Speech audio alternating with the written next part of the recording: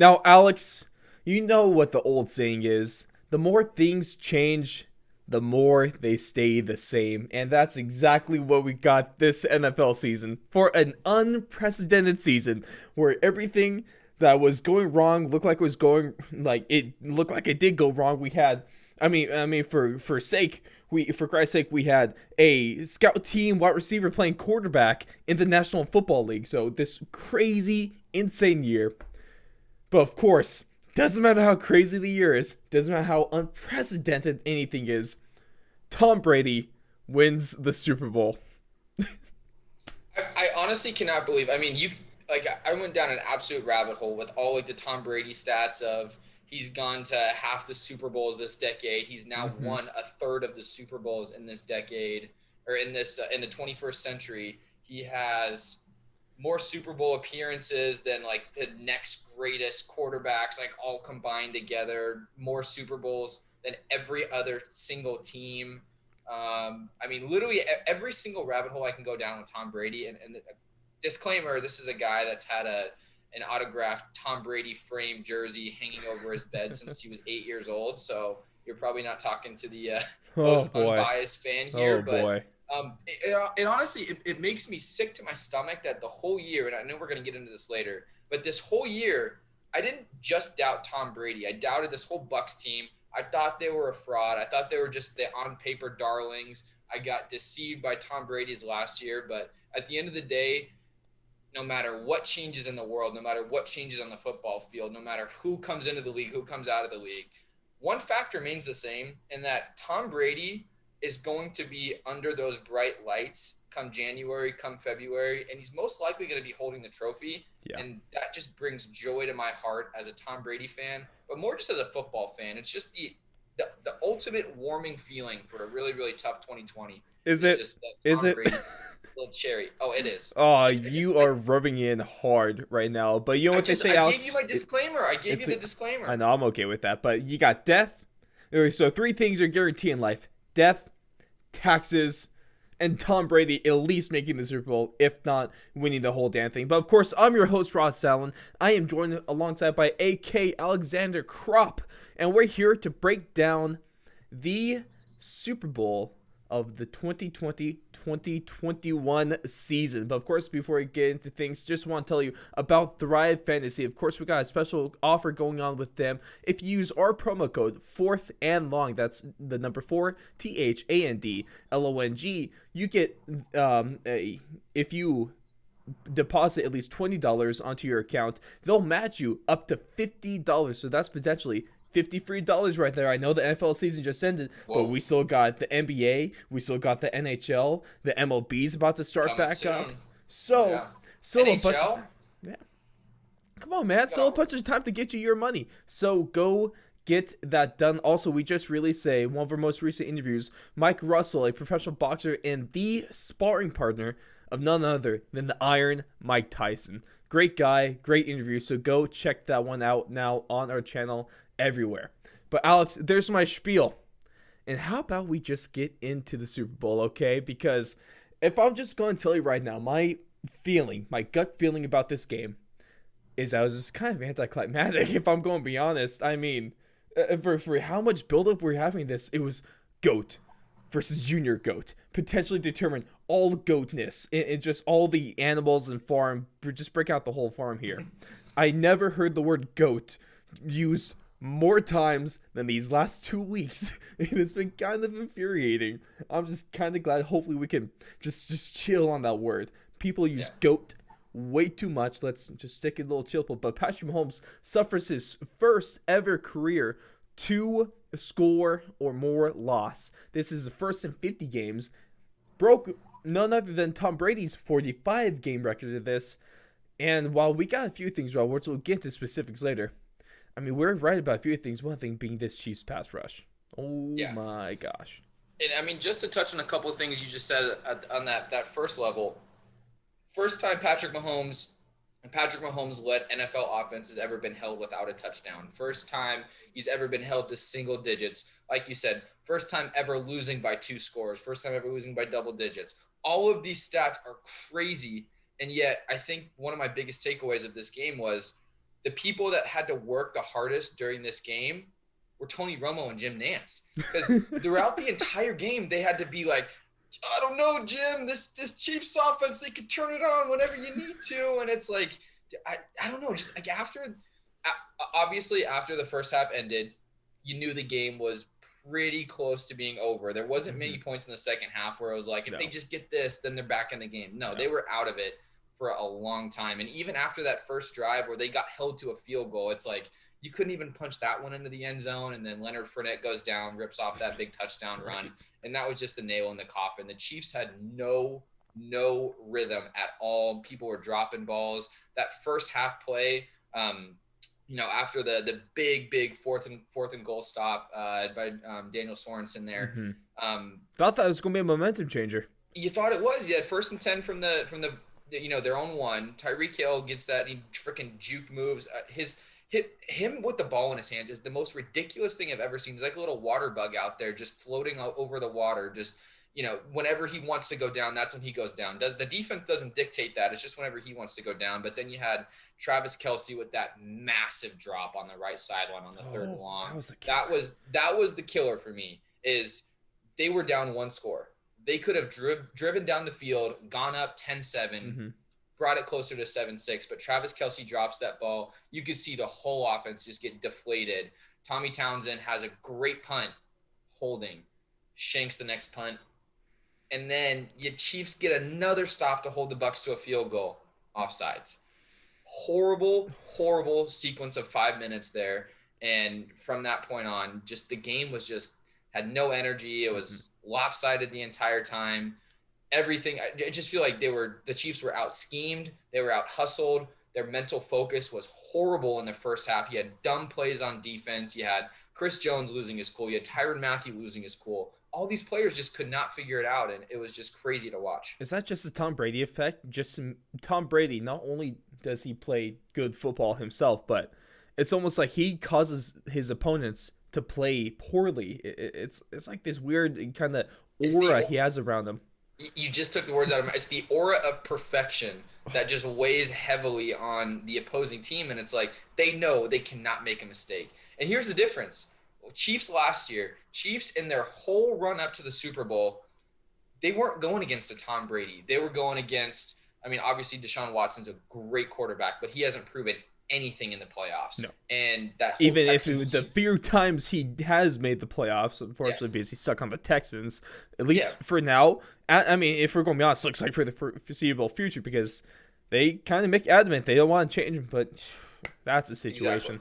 Exactly. But the Chiefs last year, they were in the Super Bowl, and you got Jimmy G going on the other side. You don't think Tom Brady's not overthrowing Emmanuel Sanders to seal the game away? No. So like Patrick Mahomes, all the way up to this point, in the back of his head, he always knew I had more talent, I had more mental focus, I could get it done against the opposing quarterback, and you don't have that effect over Tom Brady. So I think you really saw a combination of everything, and I cannot wait to dive into the specifics with this, because it was a crazy game schematically, and there was a lot of things that came through from this game, and the coaches really stood out on the Buccaneers side, and I'm extremely impressed with their game plan and their execution. Well, one of the specifics we need to talk about is, of course, the thing that won the Super Bowl. It's the pass rush. Now, the success that most of the success realistically for the Bucs all season has come off their pass rush and their ability to just create havoc on their opposing quarterbacks. We saw that earlier in the season with Green Bay. We saw that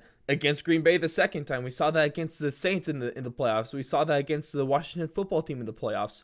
And now we see that on the biggest stage of them all in the Super Bowl. Now, of course, I mean, going into this game, it was always going to be a challenge to stop this. It's always going to be a challenge, Alex. Correct me if I'm wrong. It's always going to be hard to stop one of the league's best pass rushers when you are missing your starting two tackles. When you're missing your starting left tackle and starting right tackle, it's always going to be difficult. And now I might have put a little too much faith into Andy Reid here, because I thought he was going to be able to pull something out. You know, the bye week Andy, the seemingly unbeatable guy. He falls to 22-6 now off a bye week.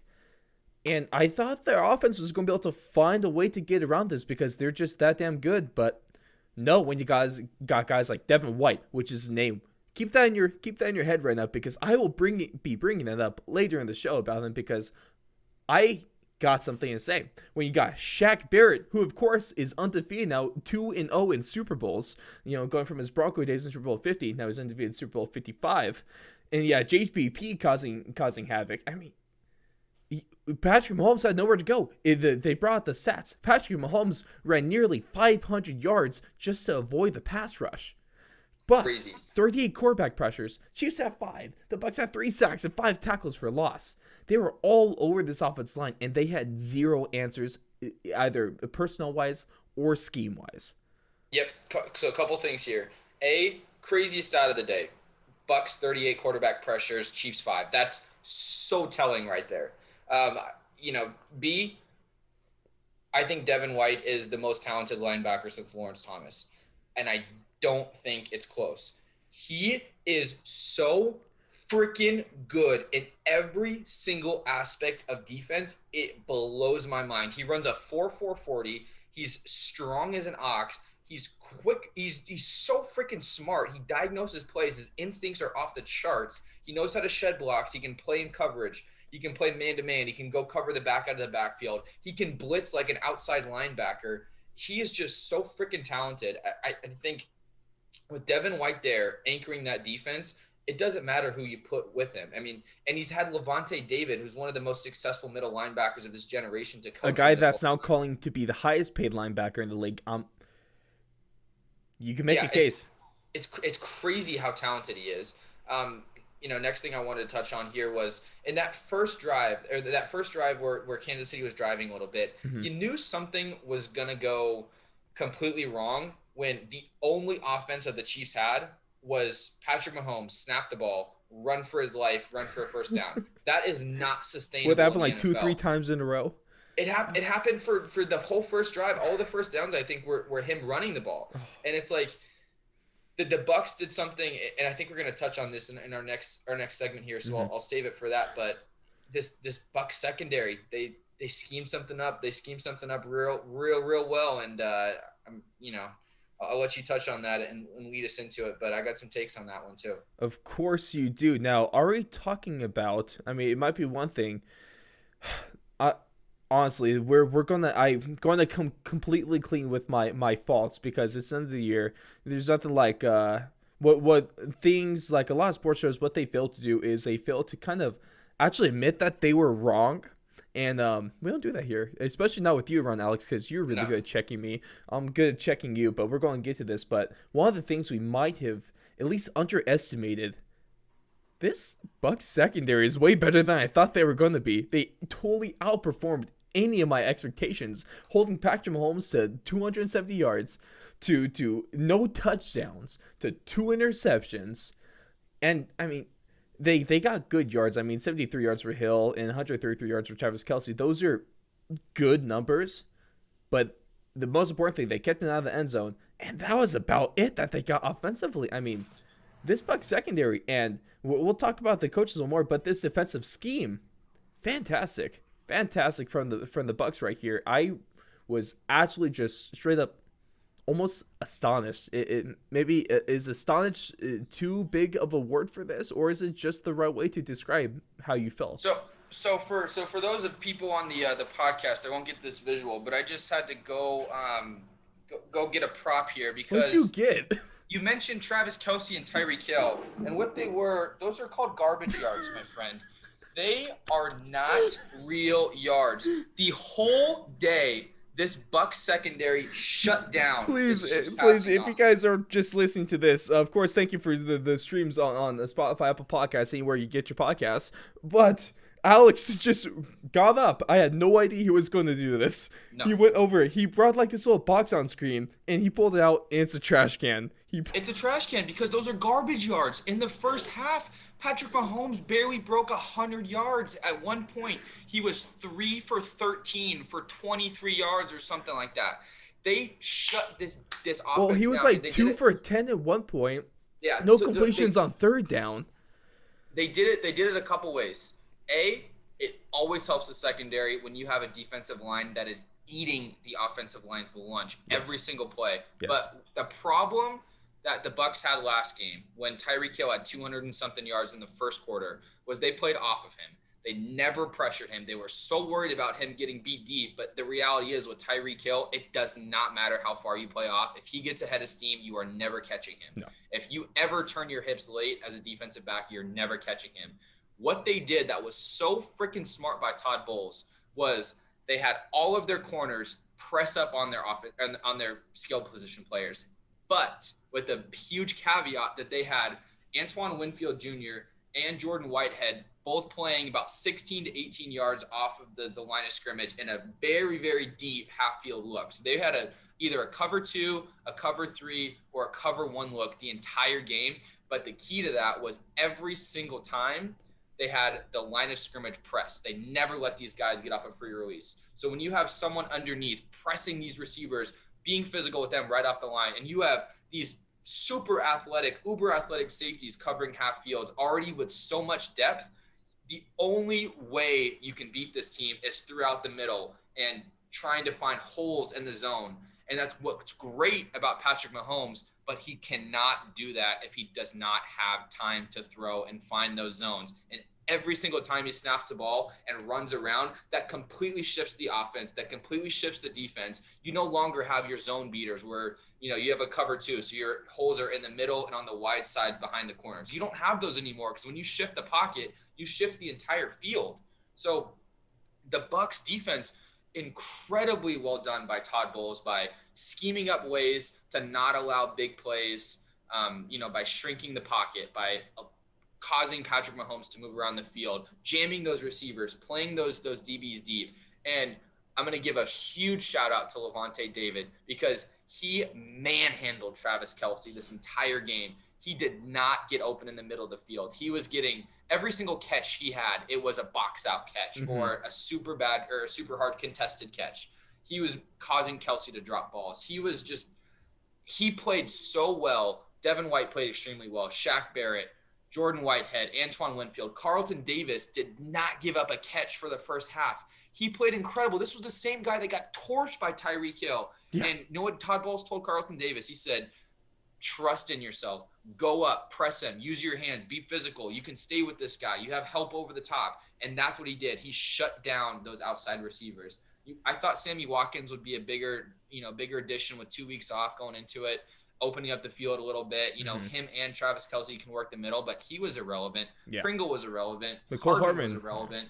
All these guys were irrelevant, and then garbage time comes in, and it makes Travis Kelce look like he had a good game, and Tyreek Hill look like he had a good game, but they did not. They got manhandled by this Bucs defense, and I was wrong about that. Completely underestimated that unit. Hats off to Todd Bowles. Hats off to those guys we talked about on the defense already. And back to the drawing board for the Chiefs. And I would like to bring that whole point. I would like to bring back the Tom Brady effect with this one because, we all saw that Tom Brady. Now, my question about this, because Tom Brady, we all saw this thing that he was texting his teammates the weeks leading up to this, we will win at 11 o'clock at night. Now, my question is, did he individually go through each contact and send that text? Did he have a team of staffers help him send those texts? Did he have like a fancy group chat that wasn't the group chat, but was just a mass messaging? No group chat.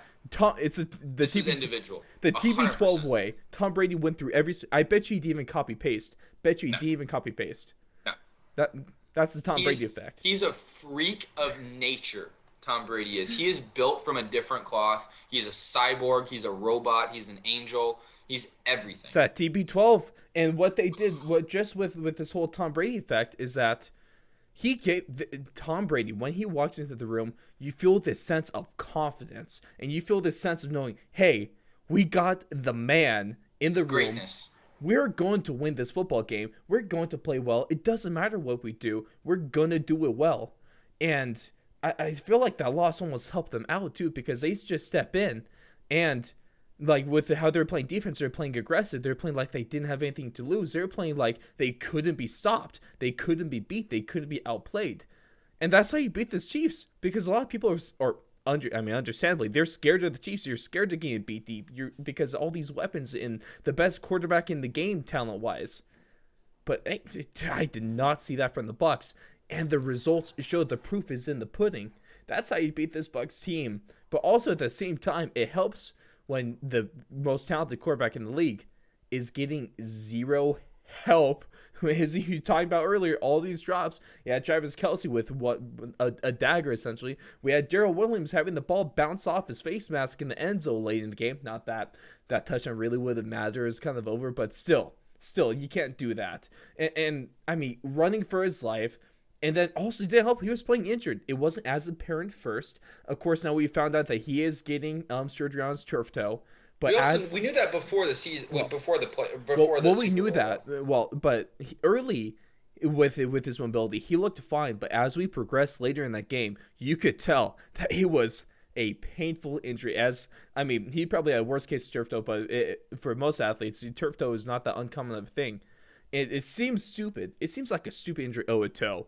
But especially with I think it was his big toe. I've had It was the his big right toe. big toe. That's the worst spot. That is your and we've dove into this before about like the mechanics of throwing and how that right toe and You need your you feet. finish You you need your finish feet. every single throw on your toe and you finish every single toe with your whole foot flexed on that Mm-hmm. big toe. And if you don't have that, that's how you cut. When you cut, you're always on the ball. You're always on the your big toe, that arch, that bone that's right underneath the big toe. You're always pressing on that. There's so Mm-hmm. much pressure put on that area of your foot. And if you don't have full movement, full ability there, it's crippling. It's Yeah. crippling to a quarterback, especially someone who relies so much on mobility like Mahomes does. When normally he doesn't even need to rely on it. It's just a facet of his game. It was a lifeline. Yeah. And one of the things we talked about, everything stays the same. And would you imagine Gronk, who's not even the tight end one really on this offense, he gets most of the scoring done for the Bucs with two big time touchdowns in the first half. Really Yeah. good red zone targets for Tom Brady. And speaking about the red zone, there's a point I tried to make. I showed everyone this stat. I talked about this stat in the preview. Going into this game throughout the regular season, in the red zone, Tom Brady, 36 touchdown passes, 0 interceptions. You want to know what he did in the red zone this game in the first half? 3 touchdown passes, 0 interceptions. He couldn't be stopped. He 7 yarder and 17 yarder to Gronk, then a 1 yarder to none other than Antonio Brown. I feel bad for these Steeler fans. Oh Dude, boy, that was one of the nastiest red zone routes I've ever seen. My God, like you say what you want about Antonio Brown, he still but has it. this whole season, it's like it's really caught my eye because it's kind of just like he's not a guy that you want to go out there and root for, Mm-hmm. but something about the way he has come back and like his genuine excitement and his fervor for the game, Tom you can Brady see it effect. it really is. It's every single time he makes a catch, every single time he scores a touchdown. He points up to the stars and is like, "Oh my gosh, like I can't believe I'm back here." And when he caught that ball in the end zone off the one of the nastiest pivot routes I've ever seen, where he initially breaks out right and then cuts back in on such a dime Mm-hmm. that the defensive back has no shot. I And with tore the my sort of timing ACL that just by watching him make that cut. it's crazy. And it's like the pure joy and utter excitement that he had after he caught that ball, just like the smile like ear to ear. It's just like, you know what? Good for that guy. Like he's Yeah. gone through a shit ton. All of his, most of his problems are self-inflicted. He's, got some things upstairs that he's definitely had to come to terms with throughout the years, but He's he still not loves he's not Oakland Raiders Antonio Brown anymore. That's for no. damn sure. He's not even New England Patriots No, Antonio he's not Brown even anymore. the first round of New England. He's not even that guy anymore. He's genuinely excited to have another chance in the league, and I think Tom Brady and him have one like the best chemistry. And it's like I don't know if it's more of like they're bros or like brother from another That's mother kind of something, thing, man. or it's almost like Tom Brady's like his dad. Like it's this weird dynamic that they have where it's like It's working. all Antonio Brown wants to do is impress Tom Brady and make sure that like the amount of involvement Tom Brady's had in getting Antonio Brown to all these teams that he's been playing on. It's like it's clear that he wants AB has lived with it at his house in two different spots. Give me the Tom Brady Antonio Brown sitcom that we all don't know that we really need, because that's gold. That's gold. I mean, even we the got Hard last Knocks. game of the year, this man was throwing shovel passes to Antonio Right? Brown to give him 250,000. There's something there, man. As long as Tom Brady doesn't treat Antonio Brown like his actual son, Did man, Tom Brady adopt things him? might get a little weird Maybe. with that. But hey, but man, I'd be remiss to not bring up one of these talking point, Alex. And It was obvious, at least in the first half. The second half, not so much, but the first half, it's hard to say. I mean, I'm not going to call it rigged, but also these penalties were at the very least questionable on that what should have been a Tom Brady interception that wasn't holding. There was that Tyrann Mathieu the pass interference call in the end zone on that uncatchable ball. There was a little trip up along the left sideline that was questionable at best. And now it's not really my opinion. After the first half, I was a little mad with this, but the second half, the Chiefs just lost this game anyway. But there's a lot of people that are going to be talking about this. They're still talking about this, Alex. Is there going to be an asterisk next to this Bucs Super Bowl title, or are we all going to overlook those questionable penalties early and just recognize that the Chiefs got beat? Short answer is there's absolutely not an asterisk by this. I have no problem with any of those penalties besides maybe a little bit on that holding one on the interception. But Tony Romo and Jim Nantz were both pointing it out, throughout the entire broadcast up until that point where you could see the Chiefs defense was getting very, very handsy with these receivers. They've been all season. The whole season, they've just been very, very involved in the offensive players' route running. And they a lot of the times they have this bad habit of wrapping their hands around. And that's the key is they grab jerseys, they wrap around the body. And when you get leverage because you're wrapped and you're grabbing the other side of the body, that's where they get you. And it's so hard for an official when people are moving that fast that they're always looking for those little key indicators. They're looking for a jersey grab. On a face mask, they're looking for a head jerk. On a hold, they're looking for your shoulders to turn suddenly because of a defensive movement. So although I don't think it was holding on that play, it looked like holding to the naked eye. And the Chiefs defense had been doing that all game long that I don't hate it. The pass interference call on the left side, that ball was not uncatchable. Mike Evans went down. The dude is 6 foot something. No, that ball was catchable. I'm just thinking about the one in the end zone. The one in the end zone. But I want to talk about all three of them. Okay. The people that are saying that ball on the left side was uncatchable and it wasn't PI completely disagree. That was PI. He clearly swiped at him with the left hand. The ball was catchable. You never can underestimate Mike Evans' catching radius. So that ball was catchable. Completely no worries about that call. The ball in the end zone. Was that an uncatchable ball? Yes, it was. Was it PI? Yes, it was. And they give you a lot of leeway in the end zone because a lot of the times, the quarterbacks will just throw the ball, and it looks like it's going so high because it lands in the stands. But the moment the ball was in the air, that's when Tyrann Mathieu grabbed him. Could you have called holding? Could you have called illegal contact? Yeah, but that was a penalty in the end zone.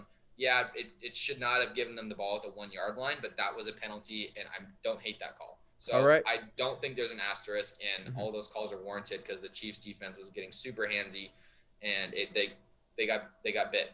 But here's the ultimate conspiracy theory: Sarah Thomas, and a Super Bowl referee, her son is named Brady. No. Say it for the listeners. Yeah. No, if we're talking buy or sell segment, I'm gonna sell that. Okay, there's no conspiracy. Although it is fun to talk about. But there's some things we got wrong here. I just want to pat ourselves on the back, Alex, because here's what we got right though. Here's what we got right.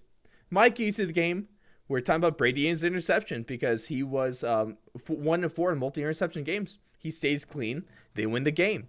The Bucs, when they lose game, they average 95 yards in the regular season. When they lost, they only averaged 60. They effectively ran the ball. He had Fournette and Jones combined for 150 yards. They controlled the time of possession with that. And the Bucs did take advantage of that injured O-line, and the pass rush went wild. Alex, you said that Patrick Mahomes has to be healthy for this. He clearly was not. You were talking about JPP, White, and Barrett having to be handled. They were not. The Bucs, and you said that the Bucs had to force Patrick Mahomes to hold the ball, slow down the Chiefs passing game. And did they do that? That's what they did. That's what they did. Yeah, I think that's what they did. I got that one wrong. They needed to force him to hold it and run the ball. Yeah, that's what he did. But 500 yards. It's a ridiculous number. Of course, we were wrong in saying that the Bucs weren't a Super Bowl contender. We were wrong the entire year. Yeah, Ross. Yeah, I was fooled. You know what? Hand up, guys. I got this one more wrong than my Cowboys to the Super Bowl pick. I didn't say Cowboys to the Well, Super Bowl, but you were kind of high on that, but at least I fixed it because I went into the comments of that video, Alex. I saved face because I just admitted our fault, and so Dak got hurt. They would have gone to the Super Bowl with Dak because they would have won the NFC East with an 8-8 record, and then they would have beat this Bucs team who were frauds the whole year, and then they would have gone to the Super Bowl. So technically, I wasn't wrong in the Cowboys one, but on the Bucs, I was completely wrong. I thought this team was a fraud the entire year. I thought Brady was a paper tiger. I thought this whole offense was great on paper, but you can't teach an undisciplined team to be disciplined, and that's what they were able to do. And hats off to that coaching staff. Hats off to Tom Brady. He's perfect. He's just perfect. But with that being said, Alex, for the last time in this 2020-2021 NFL season, let's roll it. We want the ball, we're gonna score. Tell them to bring me my money. Yeah! Dollar bills, y'all. So we buying or are we selling? Ladies and gentlemen, this is of course our buy or sell segment. Of course, we've been doing this all season long, and we're going to give it to you still. We're going to give you 5 statements. It's up to you whether you're going to buy it or sell it. And our first statement of this episode, Alex, is that I brought up his name earlier. I said I was going to bring him up again. Devin White should have been Super Bowl 55 MVP. I am going to buy this every day of the week. Yes. I love this. But I'm going to add a caveat. Okay. The Super Bowl MVP really should have been Todd Bowles, because he schemed up the most incredible defensive strategy I've ever seen. Granted, this was helped out a lot by the Chiefs not having an offensive line and hampered Patrick Mahomes. Yeah. Very, very, very, very generous of the Chiefs to give them that sort of olive branch. But the way he was scheming up his pass rushes, he was overloading one side and then bringing JPP and Devin White from the other side. And he just found ways to get Barrett and JPP and Devin White all in one-on-one situations. And those offensive linemen for the Chiefs were not able to handle them one-on-one. So hats off to the defense. But Devin White specifically was incredible. He single-handedly shut down the Chiefs' running game. He was able to fly around the defense. He was making tackles that you never would have seen. So, I mean, they had that one pitch left or that one option left play. He chased him down. He literally just cued in. You almost saw like a light bulb switch in his head. He's like, oh, I think Clyde Edwards-Helaire is going to get this ball. And he took a beeline right Alex, where he's going to be. Do you think Devin White watches film? Do you think he studies film? But he knew these plays. He knew these plays. You can watch film, and that could be like the gap between an elite linebacker and a really good linebacker that watches a lot of film. But Devin White is the elitist of elite talent that watches film, knows tendencies, has the instincts. Damn good. This was one hell of a draft. Was it 3 years ago now? Yeah. Yeah, 3 years ago. 3 years ago. Was that the one in Tennessee with Pat McAfee? Oh yeah, that was a good one. But Devin White, 12 tackles, 2 for loss, 1 pass deflection, and that game. Well, if the game wasn't sealed already, the game-sealing interception. It's just stat padding. Yeah. Oh yeah. Fucking piece of crap. Just a little stat pattern. But no, this dude was, and I would like to put it up. Shaq Barrett, close second on this one because he was in Tom Brady's face 6 times in just the first half. So that dude was Patrick of Mahomes' course. face. If we could, yes, thank you. But if we could, give it to Todd Bowles, or at the least just give it to the whole D line. I mean, Brady, sure, he kind of won the game for them. It's but hard. The secondary played incredible too. Just give it to the defense. It's hard. Antoine Winfield and Jordan Whitehead in the back end, their safety play. They do.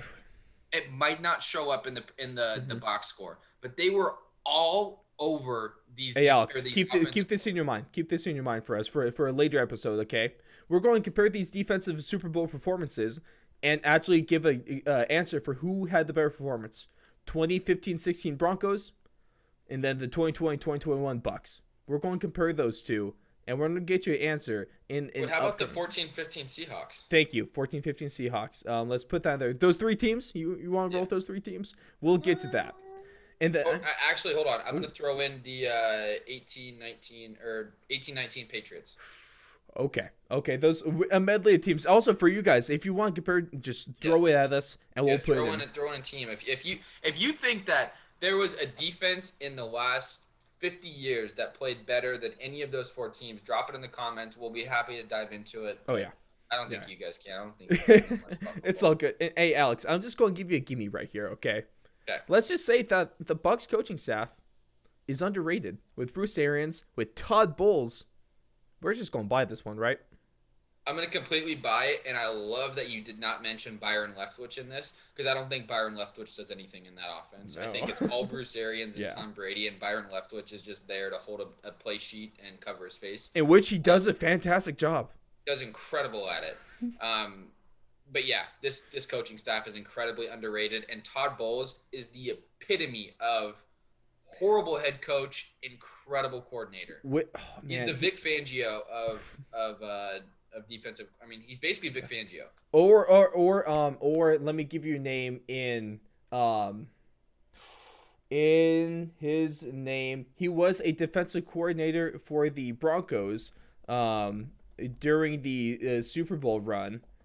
And that name is going to be, once it gets to the top of my head, oh my gosh, I don't know how it's really hurting me that I can't think of this one. So, Alex, talk for a second.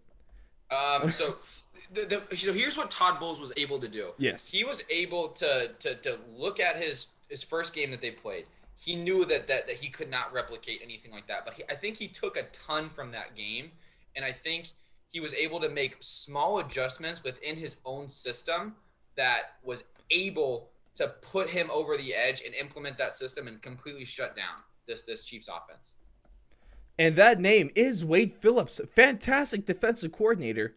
Not that good of an actual head coach, but it's okay. He still won Super Bowls. That's all that Wade matters. Phillips also did an incredible job with the Rams and the defensive coordinator side. Yes, he did. There's a couple of those guys in there. A lot of the times they're defensively, because defensive guys, they love to get in the lab. They love to create new schemes, new blitz packages, new different coverages, but they're not usually the great CEOs, and they don't usually have a good grasp of the entire team. And I mean, Todd Bowles just did an incredible job. Bruce Arians did an incredible job the whole year. This Bucs coaching staff really, really impressed me this whole year. And then here's the thing. While the Patriots are as a whole, as a unit, they are obviously the best team in the league. They proved that by winning the Super Bowl. But Alex, Bucs. My third statement, yes, thank you, Bucs.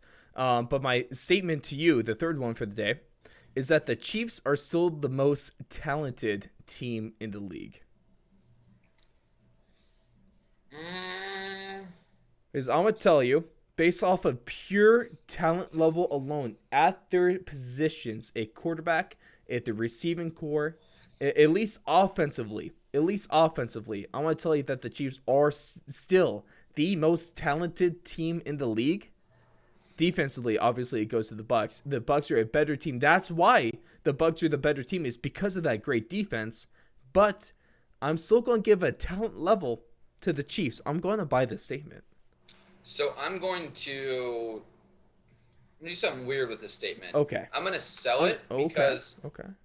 The Chiefs, I think, have the most talented offense, and I don't think it's close. Yes. But as a whole team, I think the most talented team right now, and maybe this is unfair because this happened post-mortem, but I think the Rams have the most talented team in the NFL right now. Just specifically with superstar talent. Are you talking about Matt Stafford now too? That's what I'm saying. So obviously they made changes. So I don't know if that's completely just to say, but hey, that goes. I'm okay with. I'll allow it.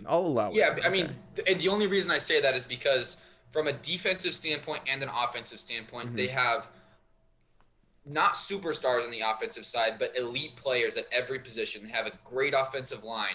They have a emerging superstar running back in Cam Akers, who I genuinely think is going to be an incredible running back. They have Van Jefferson, Robert Woods, Cooper Kupp on the outside, above average tight end, now an above average quarterback. And Alex, here, let me give you something too. Let's just take easy. If you're the Rams, smart choice, easy choice. You take Galladay, you take him from Stafford and the Lions to Stafford and the Rams. That would be a signing right there. I just want to put that in your head. I want to put that little nugget in there. So when it happens, we can refer back to this.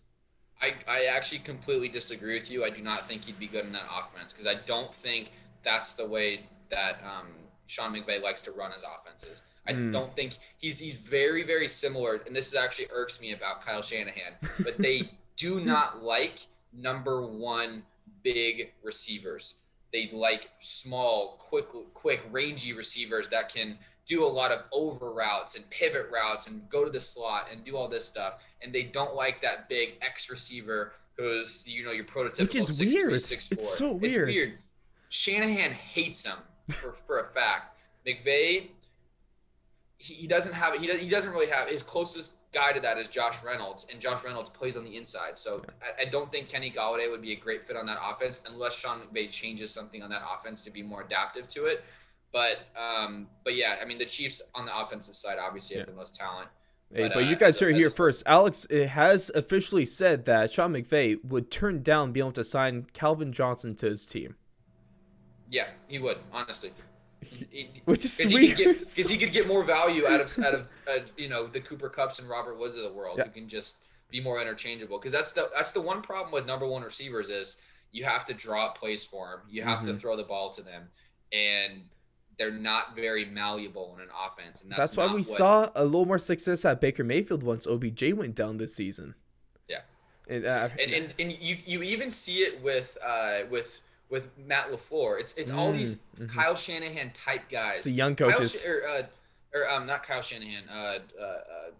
Mike Shanahan. All these Mike Shanahan type coaches. Mike Shanahan never really had a true number one receiver. He was always very multiple in his offenses. He liked to have different schemes and run all these play actions and move guys around, motion, a lot of this stuff. And all of his disciples have kind of followed that mold. And, you might say, oh, Green Bay is Devontae Adams. Devontae Adams is not a true X receiver. He is a guy that moves to the slot, moves to the left side, moves to the right side.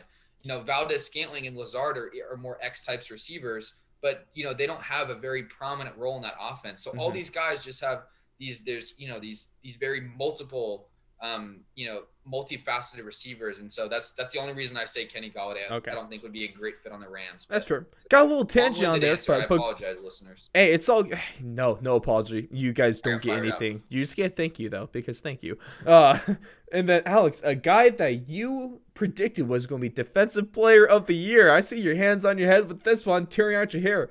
TJ Watt. A lot of people thought he was going to be defensive player of the year. And then you had Aaron Donald because he's Aaron Donald. And then, of course, Aaron Donald does win the award for NFL Defensive Player of the Year. And Alex, I got to tell you, TJ Watt got robbed for this award. Yeah, I mean, this is the easiest buy of the year. Not unbiasedly, but biasedly. You got to buy this statement. I mean, here's the problem. Aaron Donald, I think every single year should be the defensive player of the year or the defensive MVP. Like he's just that good of a player. He's just that otherworldly talented that he is the best player on defense every single year he's there while he's healthy. So that's just the one thing that you cannot knock him on. But from a purely statistical standpoint, TJ Watt had the best year this year. He should have been it. They're obviously going from 11-0 to 12-4 did not help the old resume there. No. But yeah, that was a huge robbery from the Watt family. Yeah, and I just wanted to bring up the stats. So, of course, being the good brother he is, J.J. Watt was going out for them, was going to bat for TJ, where TJ Watt played one less game than Aaron Donald. And let me give you the stats for here. Tackles, TJ Watt, 53. Aaron Donald, 41. Sacks, 15 to 13.5. Tackles for loss, 23 to 12. Pressures, 55 to 42. Quarterback hits, 41 to 26. Pass defenses, 7 to 1. Interceptions, 1 to 0. And the only stat line that Aaron Donald had over TJ Watt was forced fumbles, and that was 4 to 2. So, with all this being said, Alex, I am going to sell this statement because hear me out. Give me a second. While I thoroughly disagree with Aaron Donald winning Defensive Player of the Year, I think you were right about this one at the beginning of the season. I said Aaron Donald, so I'm okay with that. So I still get one right. But I honestly think I get more credit for that prediction than you do. hey, no, we look at winners, Alex. We won't give out partial credit, participation trophies. I win, but we'll get to that. And that's our next week's show. But I for me, I know TJ Watt should have won this award. Hands down, he should have won this award. But at the same time, as long as you have a defensive force like Aaron Donald is, I am hesitant to call it a robbery. It's not the whole kind of feeling here. It's just that specific term. It's not a robbery. It's more of petty theft. Dude, so you just worded the question wrong. Yeah, no, I worded the question exactly, Good job, Alex. Ross. Thank you. I'm really good at finding loopholes. You're really taking advantage of your power here as a host to come up with the nuances like yeah. that. So Are you saying if you were in my situation, would you say that you wouldn't do that? No, I think you just robbed this segment from me is what happened. Hey, That's the real I problem. win again. Oh, man. Oh, I love being me, Alex. But let's get to our last statement, and that is the 2020-2021 NFL season was the craziest one that you have ever seen as a fan and analyst. I'm going to actually sell this statement because at multiple times throughout the year, I don't know if this is just me being naive, but when I was watching football, at every point when I was watching football, except for the Super Bowl, which is the weirdest thing, it felt normal to me. It felt like the games weren't being played differently. Even when you watch the Broncos play with the wide receivers quarterback. Well, no, you probably didn't watch that game, huh? Or that was weird. I did watch that game. Okay, I'm sorry. Why'd you do that? That was my favorite game of the year. Oh, you're so. I hate was you the for weirdest that. part. But I don't know. I still felt like a normalcy around all these things. So to say that it was the craziest NFL season I've ever seen, I don't know if I can really say that, but I think it was. I don't know. It was a weird season for sure. Craziest I've ever seen? I don't think so. Do I have a craziest season ever? No. So it's more of just like, I was just really impressed with how they were able to get through everything. The NFL clearly did not care about optics. They didn't care about really player health. They just have they ever cared about optics and player health, Alex? No, but here's why would they start now? Here's the best thing about it is correct is they have such a low bar. They're just like we clearly are about the money, about the owners, and you guys know that, we know that, so we don't have to do anything different. It's so obvious. The optics don't matter. It's so really obvious. It's almost comical at this point. Roger Goodell. It's crazy because you see the NBA and they have to do all this tight roping and they have to be so cognizant of every little issue. You want to know why? It's because they care about the public image, Alex. NFL does not care. It does not matter what the NFL does on a year-to-year, day-to-day, week-to-week. They're going to make money. Everyone will always watch football. Exactly. Well, It'll we never had change. 96.4 million people tune into this game, with that's only second recent to the Super Bowl 49 of the Seahawks and Patriots. That got 114. That was also the Seahawks and Patriots at the time, so a little different. But yeah, no, we're always going to watch football. And I gotta tell you personally, for this statement, Alex, my bias is going to creep in here, because just as a fan, this was not the craziest NFL season I've seen. That belongs to the season that the Broncos won the Super Bowl, because you go through all these things. You had Peyton Manning looking like absolute dog crap, and then you have him go down like week 11. You have the Brock Osweiler come in for 6 to 7 games, beat the Patriots in overtime on Sunday Night Football. And The Broctagon, baby. It's Brocktober. Well, no, it's only good for baseball. Whatever, you know what I mean. And then the Broncos go on to have a crazy NFL or defensive performance. And as a fan, seeing the Broncos win the Super Bowl, that's always going to be the craziest thing to me, especially because they kind of suck. Okay, especially coming after the loss of Super Bowl 48, is going from the greatest one, statistically the best offense of all time, only 2 seasons later end up having one of the best defenses of all time. It's a little weird. But to me, that's crazy. But this season was just, I don't know if it's crazy the word. Is it stupid? Was it just stupid, dumb luck that we got through this? I think it's just the NFL doing what the NFL does, making money. They're a freaking ATM. They print it every day. Uh, don't we just love this sport in this Love league? Roger. Oh, Roger Goodell, you crazy son of a bitch. But that's going to do it for our buy or sell segment, the last one of this season. And Alex just want to cap this final episode of the season with our final power rankings. Now, preseason, I gave you, and actually was episode 50 of the show, I think is what it was. I gave you from 5 to 1, the Seahawks, the Ravens, the Saints, the San Francisco 49ers, and the Kansas City Chiefs. 2 teams remain in my last power rankings for this. Not bad. 2 out of 5? Not bad. All of them playoff teams. Well, besides the Niners, but also the Niners got screwed big time this year. You can't really predict those things. But Alex, the 1 through 4 honestly was kind of easy. Mostly just like the conference championship and most off. But the 5 was a tough one. But for me, I still give it to the Saints because they played one of the closest games of the divisional round weekend, and against the eventual Super Bowl winner. So I'm gonna give that to the Saints. Yeah, I don't have any qualms with this one. Maybe the only other team I'd put in here is, maybe the Ravens, maybe the Rams. I'd rather the Browns over the Ravens. Maybe, yeah. So I think the Saints are the clear choice just because I think they're the best overall team. Yeah. Especially if they and- just play Jameis, damn it. Yeah, I think the craziest. So the craziest thing about this list here of top 5 is there's 2 things that always will remain constant in the NFL. If you have a good coach, if you have a good quarterback, you're gonna be in the playoffs. So you mean maybe besides Drew Brees, but the rest of the teams. Alex, you just gave out the key to success. Why would more people do this? Crazy. It's not like they should trade 3 first-round picks to find a quarterback and fire a coach every single year to finally land on the next Sean McVay or Kyle Shanahan. But this is crazy end of the season. Snap question: who's your Super Bowl for the next year? Not Super Bowl winner, Super Bowl. Super Bowl. Chiefs. The Chiefs, and it's going to be the Rams. Chiefs and Rams Super Bowl. Stole the words right out of my mouth.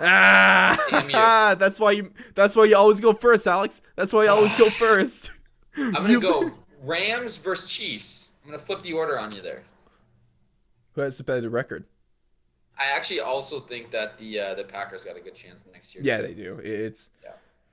I love it, but just run through these last 5. Packers, then the Bills, because I still like the Bills more than the Packers. I'm gonna be real. That's just the way I prefer. And then the Chiefs, obviously second, and then it's not the Bucs is number 1 team. No, I'm just playing. Yeah, it is the Bucs. Come on now. We all saw this, of course. I got no issues with this list at all. Good. You shouldn't. Well, you've had some issues with mine throughout this season. I've had a couple issues with your list, but this one. I feel like it was. And maybe Alex, maybe 3 or 4 weeks that you didn't have an issue. Yeah, that's good. It's about a quarter of the time I shouldn't have an issue. Yeah, you're welcome, because I do this, of course, to appease you, Alex. This is all in hopes of appeasing you. Evidently, yeah. My liege. You're doing, and by that math, you're doing a pretty crappy job. So let's step that 25% up number to like a 50% number. No, let's it's not football. Baseball numbers. That's about a little above average. So yeah, we're doing good. Okay, we'll take it. Yeah, perception's everything, right? Exactly. Unless you're the NFL. But that's going to do it for us this week, ladies and gentlemen. This has been our Super Bowl recap show. And the crazy thing, Alex, is the first show when we got to Spotify, onto Apple Podcasts, and all other of these podcasting streaming platforms, once we first moved off to YouTube, just YouTube, our first show on all these platforms was our Super Bowl 54 breakdown show. So, wow, we've come full circle. Woo! And we just came full circle, and you drew a square, so that's awesome. Shit. Alex, there's a reason that Disney Channel never had me on to draw the little mouse ears, okay? Also, because I was an ugly child. hats off to the 2020-2021 NFL season. You've given me joy. You've given me pain. You've given me ammo to talk about. But at the end of the day, Tom Brady's going to do what Tom Brady does. And best of all, Can't say anything NFL, more. you have given us money because we just want to thank our Patreon sponsors from this. Shout out to Ray Rodriguez for all your card needs. Alex, you're telling me you're getting into this whole card trading business in industry, which is booming at this point. Booming. So no better time to get into it now. And wait, no better place to get into it than with at the Big Bat Box on Instagram for that stuff. Thank you to Neil Wiley. Check out his YouTube, Chosen Problems. And of course, thank you to Ryan Watson. Ladies and gentlemen, this has been one hell of a season. I can't wait to hear what you guys thought about, just like your final thoughts about this season. We've given you ours. It's your turn. Go to Twitter. Go to Instagram. Go to anywhere else. I mean, YouTube comments. Best of all, leave a 5-star review on Apple Podcasts with this one. And tell us what you thought of this. And that was 10, but I'm okay with that. Maybe that's 2 5-star reviews. And let us know what you thought of this NFL season. Alex, we're still going to be pumping out this great NFL content, but it's not going to be breaking down this season anymore. And I'm a little sad. But we're not going to miss a beat because we'll see you guys next week with another NFL breakdown. We're going to be giving you kind of going back to our preview show with this one, and we're going to be looking through what we got right, what we got wrong, and tell you guys how smart or dumb we are. But Alex, I see you holding that salute for us. I will salute you. I will salute all the listeners out here, and we will catch you guys in the next one. Peace.